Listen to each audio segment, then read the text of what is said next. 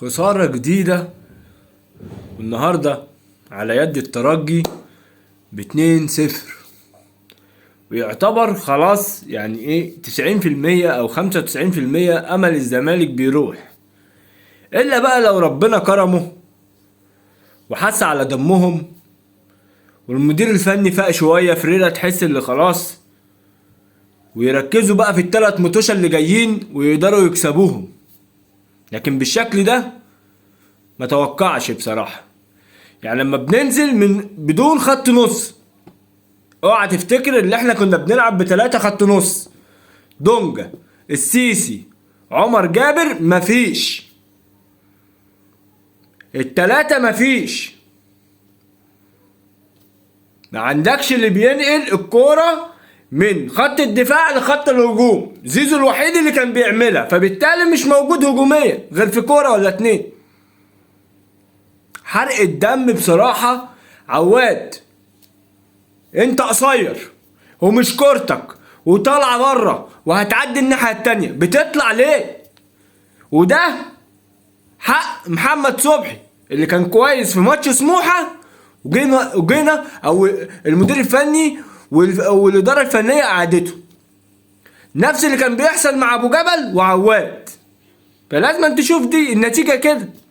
ما الوحش يقعد، هو مش مكتوب باسمه. اما نخسر يعني شيكابالا اول مره بصراحه اشوفه بيرجع يدافع وبياخد الكره. الاول كان بيرجع يدافع وبيحلق، النهارده الراجل بيدافع وبياخد. حمزة المسلوسي بصراحة يعني تطور رهيب، تطور رهيب في مستوى حمزة المسلوسي هجوميا ودفاعيا. كذا تصوب كذا مرة. يعني انفراد من حمدي الهوني قطعه. حمدي الهوني ما شمش نفسه غير اما ودينا حمزة المسلوسي الناحية التانية ونيمار نزل في الحتة بالباك اليمين. حمدي الهوني شم نفسه، لم نيمار دخل حط الجون التاني وخلصت. بصراحة يعني انا مش عارف الواحد يقول ايه. زيزو الوحيد اللي كان قادر، هو الوحيد اللي كان بيشيل نص الملعب، هو الوحيد نص الملعب عندنا. ال3 ما شاء الله ما ينفعوش اصلا، ال3 خط النص الحمد لله. يعني ولا سيسي بقى ولا دونجا اصلا ما جاش من بيراميدز لغايه دلوقتي. وعمر جابر انا مش فاهم له باك رايت ولا ديفندر ولا ايه، يعني على الله. فهو الوحيد يا عيني اللي كان بينزل ياخد يستلم ويطلع لخط الهجوم. ما خط النص ده هو اللي رابط بين الدفاع والهجوم. مفيش بقى خط النص. ما عندك بقى ده اهم خط مش موجود. 3 زي مش 3، عشان كده ال3 طلعوا. بس بعد ايه؟ يعني الواحد زهق. ماتش يعني غلطات يعني الترجي احسن منك في الاداء في الماتش، بس يعني جونين غلطتين مع عواد واحده ونيمار واحده خلصت. الجزيري انا مش فاهم ده فرود ولا ايه. ما انا مش كل انا عايز مهاجم صندوق.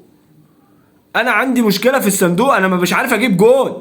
انا عندي نقطه في المجموعه بتعادل 0-0. الوحيد اللي ما جابش جون في المجموعه الزمالك.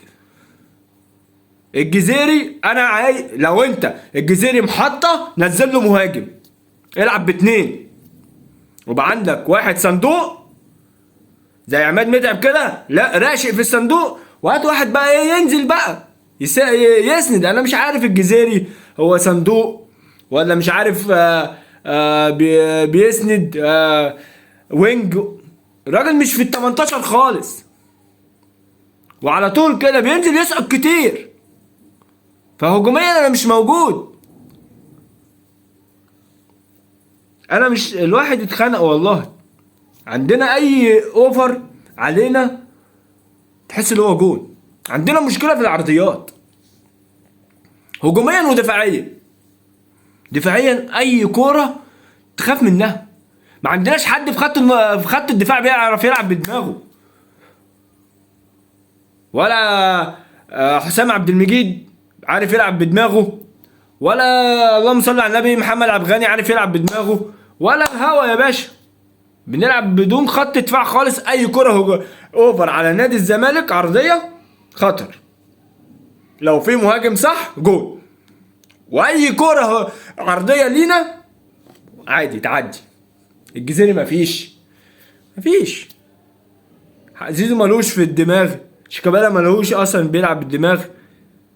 يعني انا مش فاهم يعني الزمالك هيرجع ازاي؟ طيب الزمالك مش موجود بقاله يعني 3 شهور، داخلين على 3 شهور. ما احنا نلغي السنه دي يعني، مش فاهم يعني 3 شهور مش عارفين نلاقي الزمالك. عشان كده الكرة مش بالاسامي، الكرة بالاداء. فريق عنده الناس اللي كانت بتقول لك اصل كعبنا عالي على الترجي، ادي شفت الكعب يا باشا، شفته 9 بونت للترجي وانت نقطة. الترجي قلت لك دي في حتة الترجي في حتة تانية خلاص. انت المنافس مع الوقت مين؟ منافسك الشباب بلوزداد والمريخ، وانت خارج المنافسة كده بالشكل ده، انت مش موجود اصلا. انت يعني انت لازم أن تكسب الترجي بالشكل ده. الله اعلم هتعرف تكسبه على ارضك ولا لا. ما الترجي برضه عايز ياخد النقطة دي عشان يخلص. شباب بلوزداد اشرس منك في الملعب، المريخ مجتهد عنك في الملعب. انت لازم أن تكسب ال3 متوشة دولت، ما عندكش حل تاني. ماتش يقع منك شكرا يا باشا، السنة التالتة على التوالي من دور المجموعات يخلص. عشان نقعد نقول المؤامرة، مش احنا اللي عندنا مشكلة، احنا المؤامرة على نفسنا. الإدارة الفنية مؤامرة على نفسها، الإدارة بتاعت النادي مؤامرة على نفسها، اللعيبة مؤامرة على نفسها. دي مش محتاجة 11 قدام 11، راجل قدام راجل، أمرمط نفسي. احط وشي بدل رجلي في الكورة لو بحب النادي وخايف على حرق الدم الجمهور. لكن احنا اللعيبة بتاعتنا باردة، اللعيبة بتاعتنا باردة، ولا بتأدي جوه ولا بتأدي بره، ولا في كاس مصر ولا في دوري. احنا وحشين جدا، فرحين بس نقعد نغلط في الناس ونشتم في الناس والتحكيم والمؤامرة وكعبنا عالي، واحنا اصلا مفيش. الزمالك بقاله 3 شهور مفيش. الزمالك اهو على وشك الخروج من البطولة التانية، خرج من كاس مصر وعلى وشك 90% شكله كده يخرج من دور المجموعات دوري ابطال افريقيا. والدوري الاهلي في حتة تانية خالص بعيد عننا، انت الخامس ولا السادس في الدوري، ولازم الجمهور يخش. احنا الدولة الوحيدة اللي ما بندخلش جمهور. شوف الجمهور بتاع النهارده بتاع الترجي عامل ازاي، والملعب ما كانش لسه متقفل. شوف الجمهور بتاع في ماتش الترجي وشباب بلوزداد كان عامل ازاي في الجزائر. احنا ليه مش عارفين نأمن ليه؟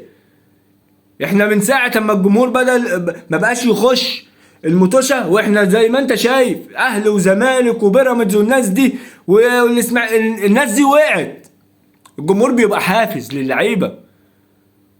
انت ساعات ممكن الجمهور ما يخليش اللعيب يقف على رجله، هو ده اللي احنا بنشوفه. لا الإدارة يعني حسبي الله ونعم الوكيل، والله حسبي الله.